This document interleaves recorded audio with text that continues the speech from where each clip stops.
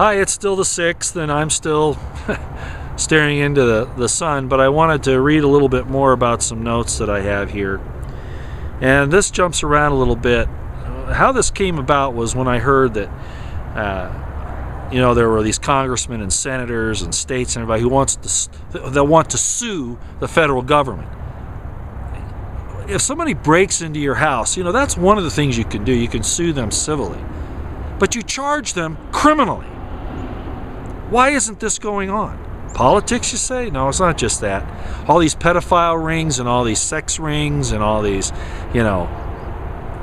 all that stuff that you're hearing about in the news now, the Royals, Clinton, Franklin cover-up, as I mentioned in the last video, all of these different things are ways that these evil people from Bohemian Grove force their members to stay silent, to make sure that they're on the team, partake in this stuff.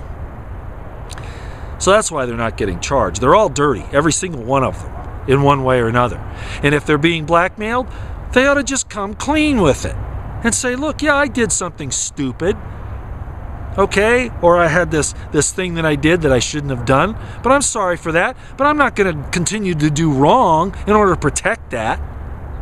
But they don't do that. Of course not. And that goes into kind of the next thing I wanted to talk about.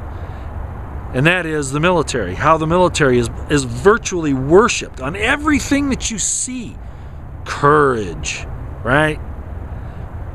And this goes for law enforcement too. There is no honor in sustaining a dishonorable law.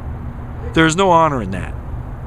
There is no honor in invading a foreign country under false pretenses, no matter what the reason. And if you don't know their false pretenses at the beginning, if you find out in the process, you need to back off and you need to tell your superiors that.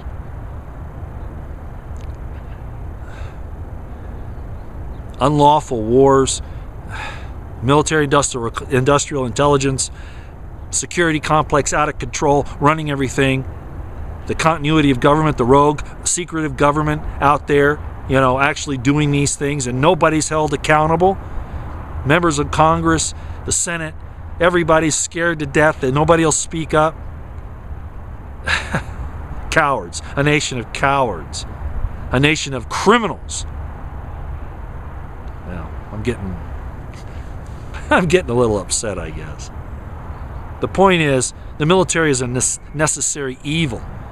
We shouldn't look at it as this big glorious thing, Call of Duty games, and I've complained about those before, training people to love war, death, destruction, overpowering somebody else. In what name? Greed? Fairy tales? Lies? You really want to be a part of that? So let me just read some stuff here, if I can.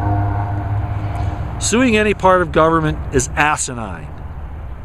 States and counties need to refuse to comply with federal dictates or any government dictate that's unconstitutional,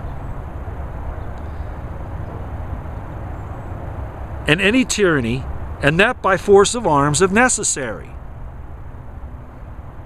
The executive branch needs to be arrested, most of them, by all means necessary, and that includes the rogue alphabet agencies. George Washington stated, "Government is not reason. It is not eloquent. It is force. Like fire, it is a dangerous servant and a fearful master." Why have we forgotten these things? It's not the source of good. The government was given a specific set of rules. The Constitution is not Napoleonic law for the people. It is Napoleonic law for the government, saying these are the things you can do, everything else you cannot do. That's Napoleonic law. If it's not permitted expressly, it's prohibited. And that's what we did to the government. On the other hand, the people are supposed to have total liberty. Constitutional, Republican, I don't mean the party, Democratic Republic, Constitutional Republic, land of liberty. We are permitted to do anything unless it's expressly prohibited, and that by very narrow definitions. Smedley Butler, talking about the military. If you know him, General Smedley Butler. He was the highly decorated U.S. Marine Corps general back in the 30s and 40s. He said war is a racket. Compare that with what Kissinger says. Military men are dumb animals. Omar Bradley, if you remember the movie Patton, Patton was gloating over what was going on in the war. And Omar Bradley says to Patton, you know, I was trained for this job, but you, George, you like it. We should never like it. The most we should be is an Omar Bradley. Not that I have any disrespect for Patton, but the point is made that we shouldn't love warfare and killing other people, taking their lives and their property. I already mentioned that the military is a necessary evil, but here it's celebrated, idealized, iconified, and glorified. But it is a necessity that should be looked upon with horror and trepidation. For like fire in government, it is a dangerous servant and a fearful master, but must never be allowed to take control of a society or even be respected by it. It is a tool that must be used when needed and immediately discarded, which is the way the Constitution was written. No standing armies, not even this DHS thing, the alphabet agencies, police departments being militarized. It's all the same thing. It's government power that's unconstitutional. Now, there are some arguments about what the Army is and the Navy and all that, but the spirit of it speaks this. Eisenhower talked about the military-industrial complex and its dangers. The scriptures are replete in it. I get tired of hearing these Christians say, no, you know, we're not supposed to go against the government. That's all the scriptures are about. Jesus himself stood against the Romans. He stood against the Herodian throne, the Pharisees and the Sadducees of the time. Yeah, you had Elijah, who the king was trying to kill. You had Jeremiah, who went to prison. You had Daniel, who was thrown in the lion's den. What are you talking about that we're not supposed to stand against governments? What are you talking about? Governments can be a tool for at least some kind of good, or they can be immensely evil, like in Russia. We talk about the killing of the Jews by Germany, 6 million. Well, Jewish Bolsheviks, primarily that's what they were, killed 20 million Christians in Russia, and nobody talks about that.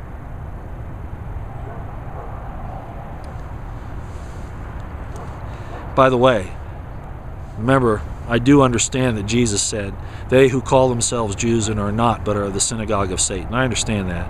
That's why I prefer to use Israelites. We'll talk about that again some other time. Historically, militarization marks the end of a society, not its beginning or the strength of it. Those who counter with the likes of the history of Sparta really just prove the depravity of militarized states. Military training to mow down zombies, for instance, is just a replacement for human beings, to dehumanize them, just like we do any enemy. To train the military to massively kill hungry, displaced, or diseased people, or those attempting to stop government crimes, are the real purposes of the zombie drills. You really want to extol those? You really want to think that's neat stuff? It isn't.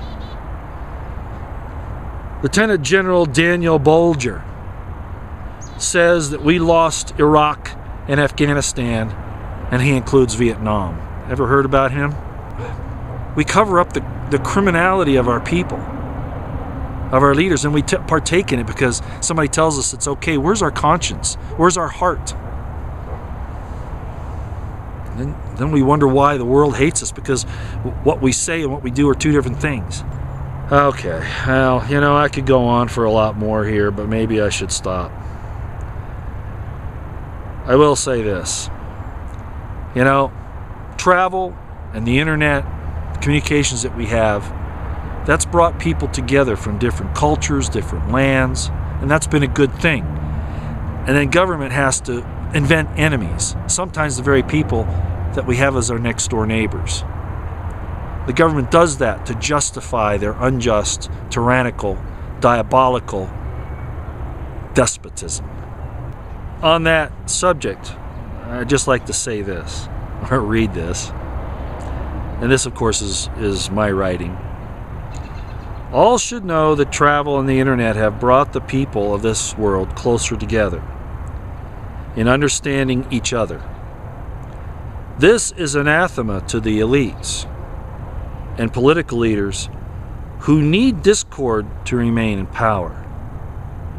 During World War I, Axis and Allied soldiers put down their arms and celebrated Christmas together and did not want to fight anymore. In fact, they refused to kill each other anymore.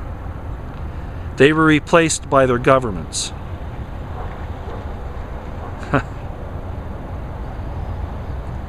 If ever there was a phony war, World War I was it. The people need to open their eyes and see one another and experience the good.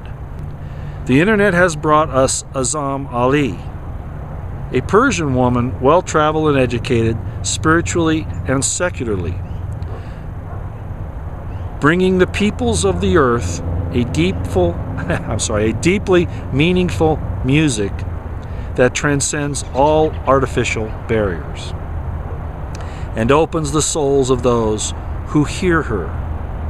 Thus it is that as we love and open our hearts, so discord evaporates. Evil will be so obvious shortly, it is right now actually, as opposed to good, that people will be left without excuse in which side they choose. And that's going on right now. Just a comment here. The government and these environmental groups and all, they say that CO2 and water vapor are pollutants. Did you hear that? In case you don't know, as I've said in some of my videos about chemtrails, CO2 is necessary for plants to conduct photosynthesis. It's a necessary part of the life cycle. Now you have governments saying that CO2 and water vapor, the things that humans exhale, not just factories, not just cars. Actually, cars are primarily, you're worried about carbon monoxide, but they've made it CO2. That's the one they talk about. Do you realize what they're doing there? They're saying that you are a CO2 water vapor pollutant. They're going after us, ladies and gentlemen. Us. Lower gas prices do not affect the tax per gallon. You're going to hear people, there are a lot of reasons, pardon me, why gas has gone down, the economic war with Russia. Some of the carbon taxes they want to bring in. And the taxes they say will have to increase because, you know, gas is selling for less. No. It's the tax is on the gallon, so it doesn't matter what the price of the gas is. The tax on it per gallon, it doesn't change. So that's just incorrect when they say that they got to raise the taxes or raise the amount because they're not selling as much. They're actually getting more tax money. Think about it. At $2 a gallon, you're going to buy more gas, and you're going to pay the 70 cents tax or more, whatever it is, every time you buy that gallon of gas. When it was at $5 a gallon, you weren't buying as much gas, at least trying not to. So it's all baloney. It's crazy. Okay, and then finally, and I've already said that, you need proof that the Republicans are against the people and are part of the problem and are bought off. They just elected Boner Speaker again. Love your neighbor as yourself. Men, love your wives as your own flesh.